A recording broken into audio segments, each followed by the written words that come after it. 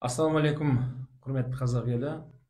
Менің келген сұрақтардың және біреуі бұл мынау қарыздан құтылу жолдарын айтсаңыз, қандай дұғалар бар деген осындай бірнеше сұрақ келген екен. Бұл пайғамбар алейхисаламның хадисімен ұштастырғым келіп тұр осы сұрақтың жауабын. Пайғамбар алейхисалам алдына бір сахаба келді.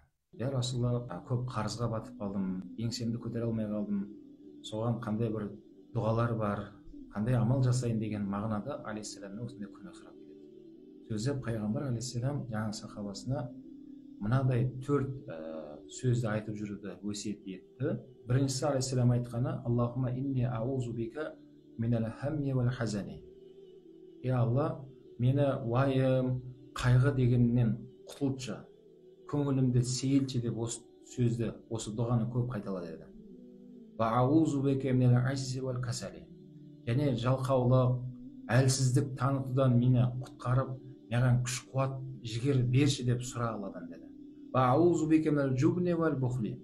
Және мынау қорқудан, үрей, сондай қауіп қатер деген нәрседен мен көңілімді сейілтіп, маған бір батылдық, шешім қабылдай алатындай болып жүруімді нәсіп етші деп айтып жүр осы деді. Ва аузу бика мин ғалабати дайни ва қахр rijal. Төртіншісі: Алла, мен адамдарға қарыз болып қалып, сол адамдар маған үстемдік қылып, ауыр сөздер айтып, мен еңсемді езіп жіберуден мені құтқаршы деп осы сөздерді айтып жүр деді. Міне осы төрт сөзді жаңағы сіздер де айтыңыздар, құрметті жастар.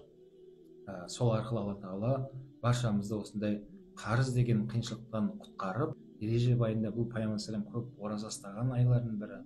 Сөйтіп Рамазанға иншалла қарызсыз тап таза халімізде кіруімізді Алла баршамызға нәсіп етсін.